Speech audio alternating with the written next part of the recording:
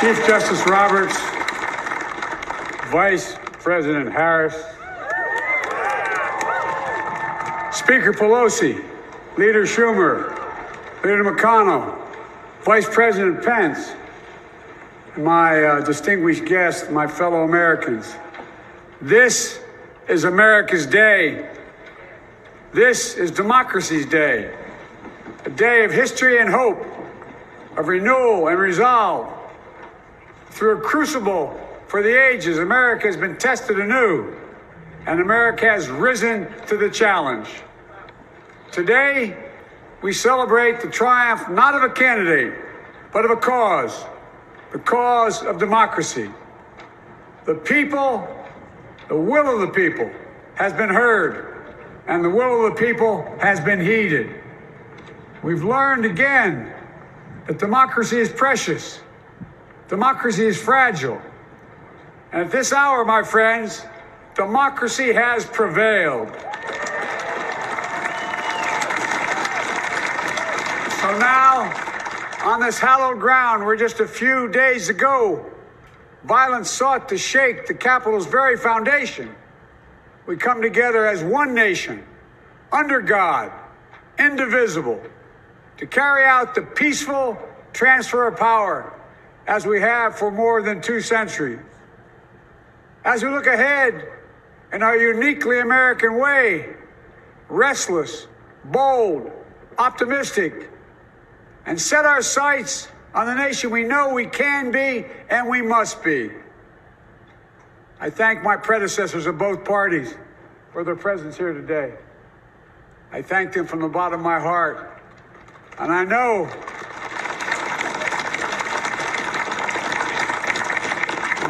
the resilience of our Constitution and the strength of our nation, as does President Carter, who I spoke with last night, who cannot be with us today, but whom we salute for his lifetime in service. I've just taken the sacred oath each of those patriots have taken. The oath first sworn by George Washington. But the American story depends not on any one of us, not on some of us, but on all of us, on we, the people, who seek a more perfect union. This is a great nation. We are good people.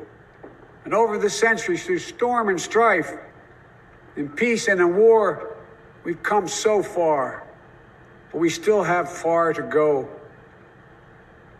We'll press forward with speed and urgency, for we have much to do in this winter of peril and significant possibilities. Much to repair, much to restore, much to heal, much to build, and much to gain. Few people in our nation's history have been more challenged or found a time more challenging or difficult than the time we're in now. Once-in-a-century virus that silently stalks the country. It's taken as many lives in 1 year as America lost in all of World War II. Millions of jobs have been lost. Hundreds of thousands of businesses closed. A cry for racial justice, some 400 years in the making, moves us. The dream of justice for all will be deferred no longer. A cry for survival comes from the planet itself. A cry that can't be any more desperate or any more clear. And now, a rise of political extremism, white supremacy, domestic terrorism, that we must confront and we will defeat. To overcome these challenges, to restore the soul and secure the future of America, requires so much more than words. It requires the most elusive of all things in a democracy: unity. Unity. In another January, on New Year's Day in 1863, Abraham Lincoln signed the Emancipation Proclamation. When he put pen to paper, the president said, and I quote, If my name ever goes down into history, it'll be for this act, and my whole soul is in it. My whole soul is in it.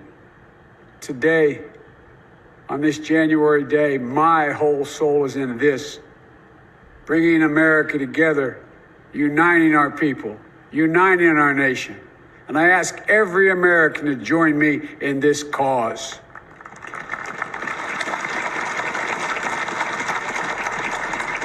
Uniting to fight the foes we face: anger, resentment and hatred, extremism, lawlessness, violence, disease, joblessness, and hopelessness.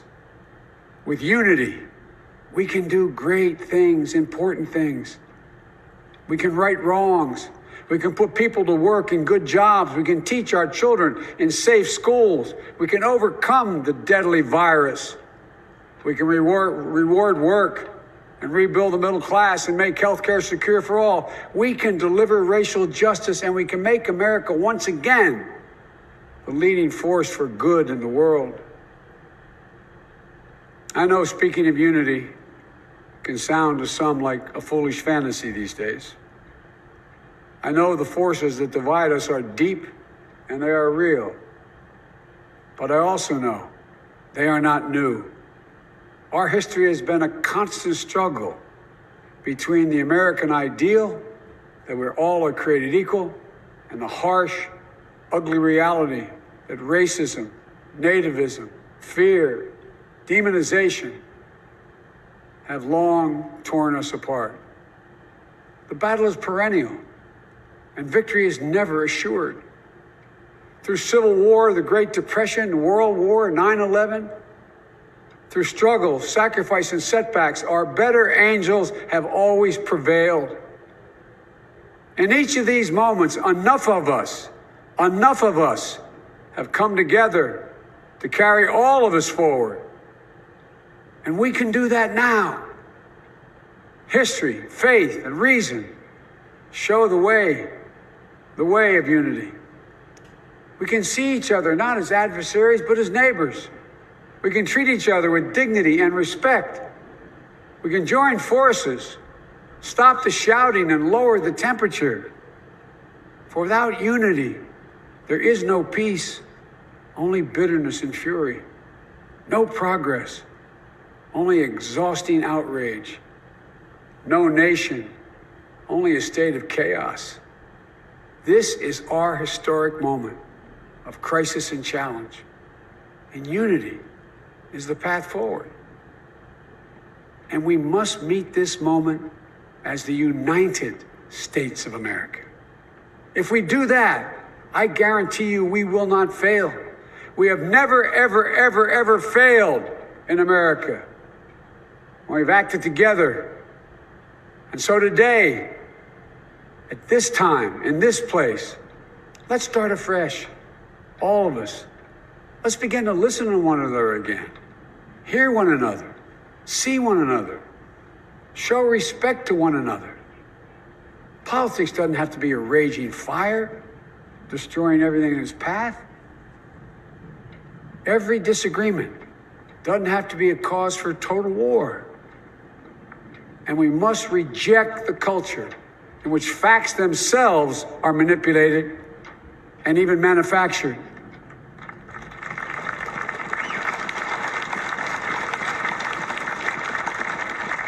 My fellow Americans, we have to be different than this.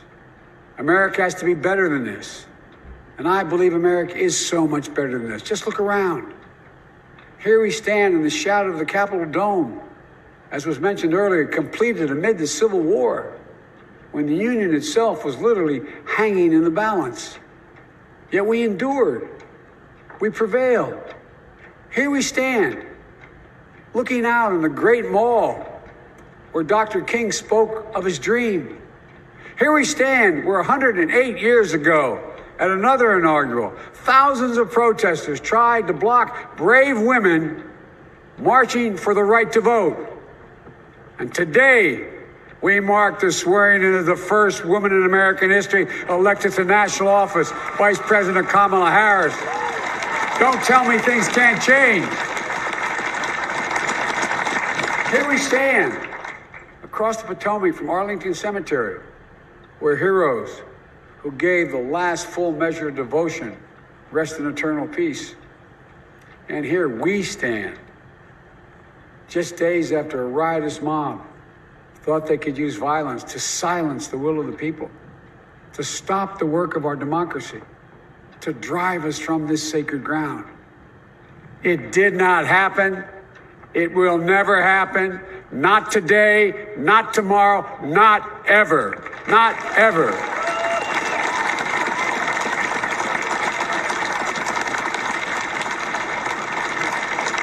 To all those who supported our campaign, I'm humbled by the faith you've placed in us. To all those who did not support us, let me say this. Hear me out as we move forward. Take a measure of me and my heart. If you still disagree, so be it. That's democracy. That's America. The right to dissent peaceably within the guardrails of our republic is perhaps this nation's greatest strength. Yet hear me clearly. Disagreement must not lead to disunion. And I pledge this to you. I will be a president for all Americans. All Americans. And I promise you, I will fight as hard for those who did not support me as for those who did.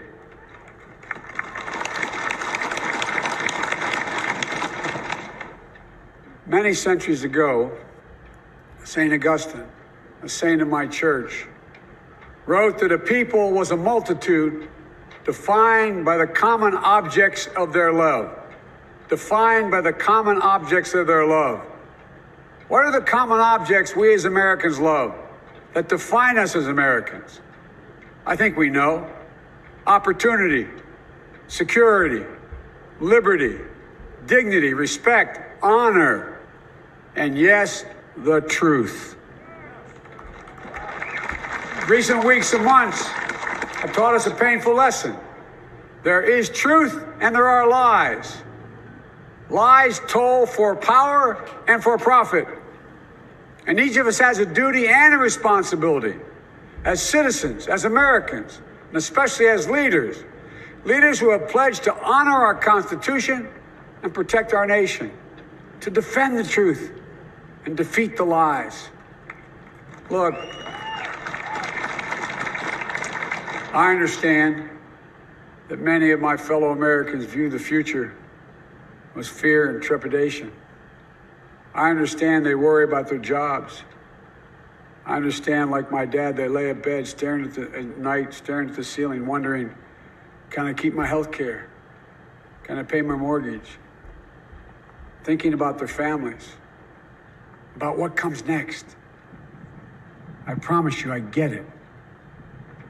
But the answer is not to turn inward, to retreat into competing factions, distrusting those who don't look like you, or worship the way you do, or don't get their news from the same sources you do.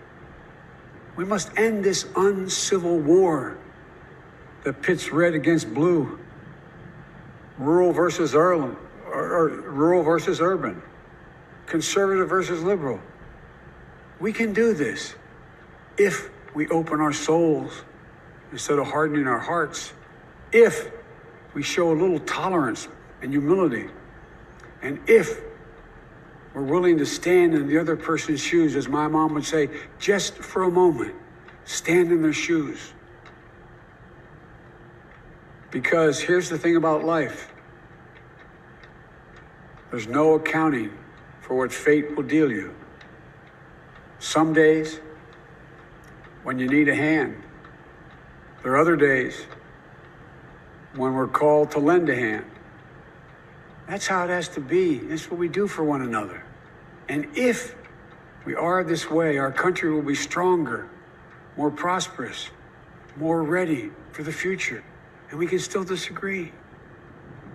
My fellow Americans, in the work ahead of us, we're going to need each other.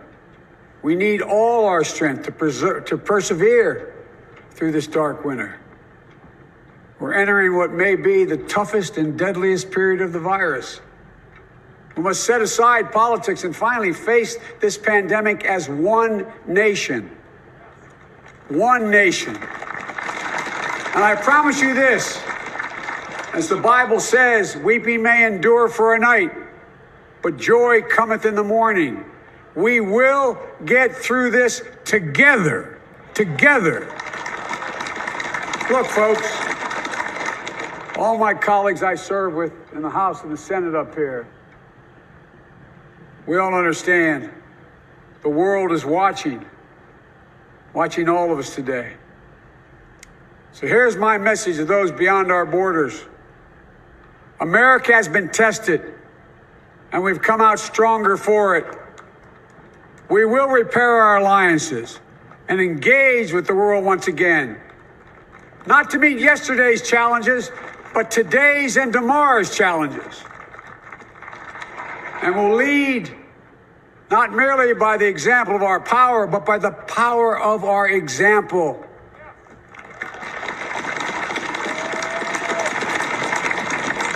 We'll be a strong and trusted partner for peace, progress, and security. Look, you all know we've been through so much in this nation. And my first act as president, I'd like to ask you to join me in a moment of silent prayer. Remember all those who we lost in this past year to the pandemic. Those 400,000 fellow Americans, moms, dads, husbands, wives, sons, daughters, friends, neighbors, and co-workers. We'll honor them by becoming the people and the nation we know we can and should be. So I ask you, let's say a silent prayer for those who've lost their lives and those left behind, and for our country.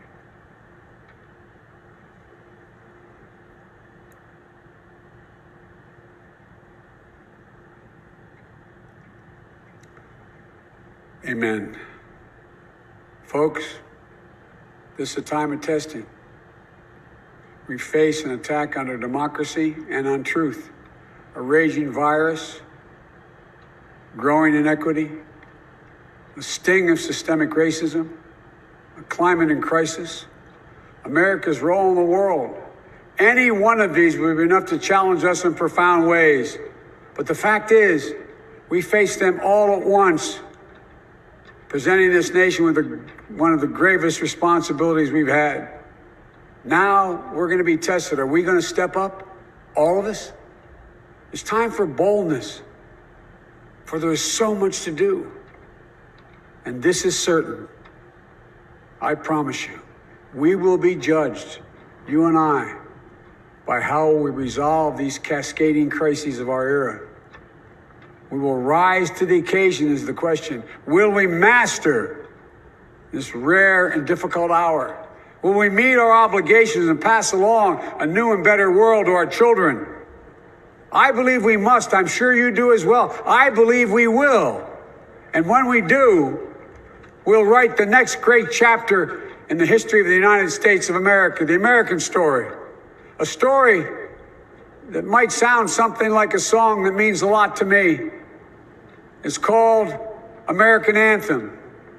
There's one verse that stands out, at least for me, and it goes like this. The work and prayers of century have brought us to this day. What shall be our legacy? What will our children say? Let me know in my heart when my days are through. America, America, I gave my best to you. Let's us add our own work and prayers to the unfolding story of our great nation. If we do this, then when our days are through, our children and our children's children will say of us, they gave their best, they did their duty, they healed a broken land.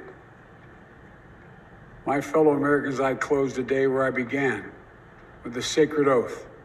Before God and all of you, I give you my word. I will always level with you. I will defend the Constitution. I'll defend our democracy. I'll defend America. and will give all of you, keep everything I do in your service, thinking not of power, but of possibilities, not of personal interest, but the public good. And together we shall write an American story of hope, not fear, of unity, not division, of light, not darkness, a story of decency and dignity, love and healing, greatness and goodness. May this be the story that guides us, the story that inspires us, and the story that tells ages yet to come that we answered the call of history. We met the moment. Democracy and hope, truth and justice did not die on our watch, but thrived. That America secured liberty at home and stood once again as a beacon to the world. That is what we owe our forebears, one another, and generation to follow. So, with purpose and resolve, we turn to those tasks of our time, sustained by faith, driven by conviction, and devoted to one another and the country we love with all our hearts. May God bless America, and may God protect our troops. Thank you, America.